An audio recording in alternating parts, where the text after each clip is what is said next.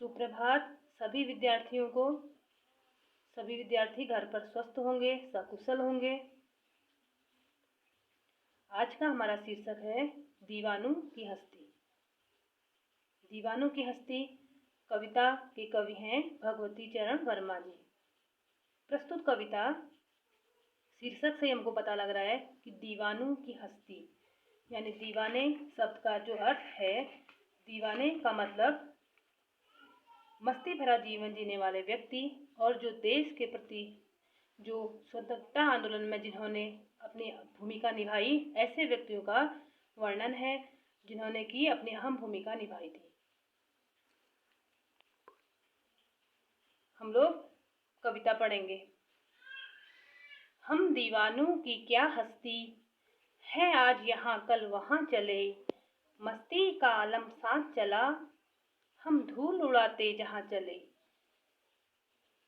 आए बनकर उल्लास अभी, आंसू बनकर बह चले अभी, सब कहते ही रह गए, अरे तुम कैसे आए, कहाँ चले।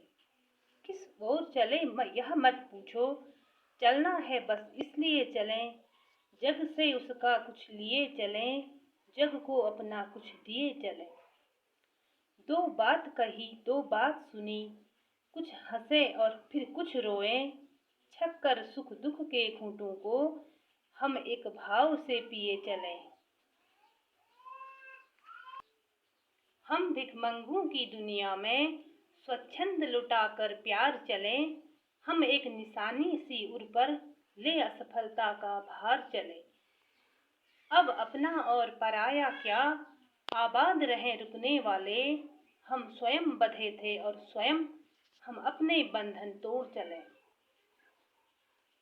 प्रस्तुत कविता में भगवती चरण वर्मा जी ने दीवानों की हस्ती, देशभक्ति की भावना से परिपूर्ण इस कविता में देश प्रेमियों का वर्णन किया है और राष्ट्र पर मर मिटने की भावना दिल में लिए वीरों की मनोदशा का बहुत सजीव वर्णन यहाँ पर किया गया है।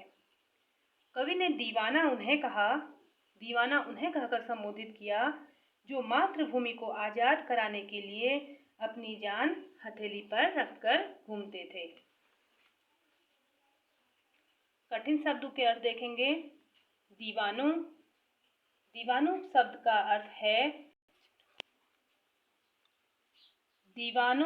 का अर्थ है मस्ती भरा जीवन जीने वाला व्यक्ति। हस्ती शब्द का अर्थ है सामर्थ्य, यानी अपनी अपनी सामर्थ्य व्यक्ति की। मस्ती शब्द का अर्थ होगा खुशी, प्रसन्नता। आलम शब्द का अर्थ है संसार। आलम शब्द का अर्थ होगा संसार, दुनिया। धूल उड़ाते यानी खुशियां मनाते। धूल उड़ाते शब्द का अर्थ है खुशियां मनाते।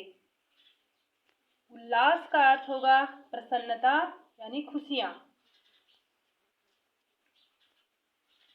जग का अर्थ होता है संसार।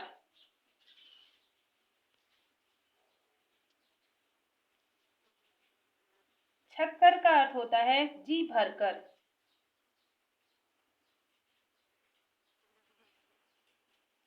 भिखमंगे शब्द का अर्थ, कविता में भिखमंगे शब्द दिया हुआ है, इसका अर्थ भीख मांगने वाले व्यक्ति से नहीं होगा।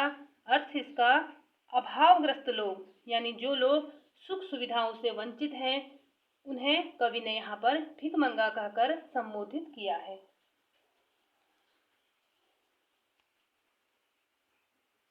स्वच्छंद शब्द का अर्थ है स्वतंत्रता। उर शब्द का अर्थ होगा हृदय। असफलता शब्द का अर्थ होगा नाकामयाबी। सफलता का अर्थ होता है उन्नति और असफलता का अर्थ होता है नाकामयाबी। उसके बाद है आबाद शब्द का अर्थ है बसना और बंधन शब्द का अर्थ होगा बेड़ियां। इसके बाद हम कविता का भाव देखेंगे। हम दीवानों की क्या हस्ती है, आज यहाँ कल वहाँ चले, मस्ती का आलम सांस चला, हम धूल उड़ाते जहाँ चले। प्रस्तुत पद्यांश में कवि ने बेफिक्र रहकर मस्ती का जीवन जीने वाले स्वतंत्रता आंदोलन के सेनानियों की मनोदशा एवं स्वभाव का वर्णन करते हुए कहा है कि वे कभी एक स्थान पर नहीं टिकते, जहाँ भी जाते हैं उल्लास और उत्साह भर देते हैं। कवि के अनुसार प्रस्तुत कविता का भाव है कि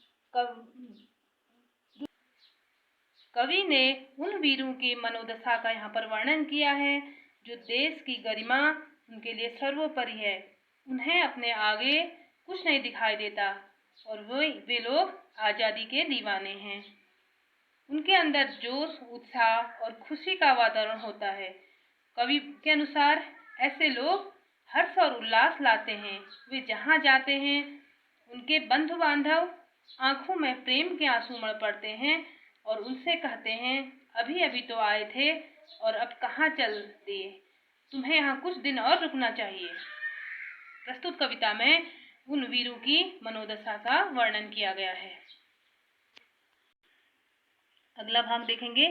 किस ओर चले यह मत पूछो, चलना है बस इसलिए चलें, जग से उसका कुछ लिए चलें, जग से उसका कुछ लिए चलें, जग को अपना कुछ दिए चलें।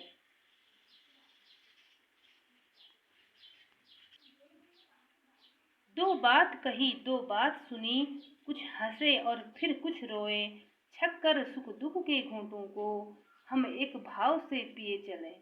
यानी कवि के कहने का अर्थ है कि कब दीवानों के आने जाने का कोई पता नहीं है, उनके आने जाने का कोई पता नहीं है, उन्हें बस अपने लक्ष्य तक पहुंचना है। वे कहते हैं हम इस संसार से उसकी कुछ यादें लेकर, अपनी कुछ भावनाएं देकर आगे की ओर बढ़ते हैं। मस्ती में जीने वाले हम दीवाने लोगों से आत्मीयता जताते हुए मिलते हैं। कुछ अपने मन की उनसे कहते हैं और कुछ उनकी सुनते हैं। जहाँ हंसने और हंसाने की बात थी वहाँ हंसें और दुख भरी बातों पर रोएं। अर्थात दीवानों के जीवन में सुख दुख का एक समान महत्व होता है। वे उन्हें समान भाव से देखते हैं। हम भिखमंगों की दुनिया में स्वच्छंद लुटाकर प्यार चलें, हम एक निशानी सी उर पर ले असफलता का भार चले। अब अपना और पराया क्या, आबाद रहें रुकने वाले, हम स्वयं बंधे थे और स्वयं हम अपने बंधन तोड़ चले। प्रस्तुत कविता में कवि ने दुनिया की स्वार्थी प्रवृत्ति का वर्णन किया है और दीवानों के सर्वस्व समर्पण करने की प्रवृत्ति का भी यहाँ पर वर्णन किया है। यह संसार स्वार्थी है परंतु सदैव भिखमंगू की तरह ही मांगता रहता है। दीवाने खुले दिल से अभावग्रस्त जीवन जीने वालों के बीच अपना प्रेम लुटाते हैं, फिर भी स्वतंत्रता प्राप्ति के उद्देश्य में सफल नहीं होते हैं। इसी असफलता की निशानी हमेशा उनके हृदय में रहेगी। इतने प्रयत्नों के बाद स्वाधीनता प्राप्त नहीं कर सकते। देशभक्ति की भावना जिनके मन में होती है, ऐसे वीर कभी किसी के साथ भेदभाव नहीं करते हैं। उनके लिए अपना और पराया नहीं होता है। वे यही चाहते हैं कि वे रहें न रहें, किंतु इस देश में रहने वाले व्यक्ति सदैव प्रसन्न रहे। वे कहते हैं हमने अपने जीवन में लक्ष्य और बंधन स्वयं निश्चित किए हैं। हम अब स्वयं ही अपने बंधन, रिश्ते, नाते तोड़कर बलिदान के पथ पर बढ़ते चलते हैं।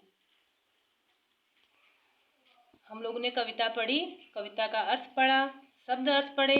इसके बाद आप लोग कविता की 8 पंक्तियां सुंदर लेख में अपनी हिंदी की कॉपी में लिखेंगे। धन्यवाद।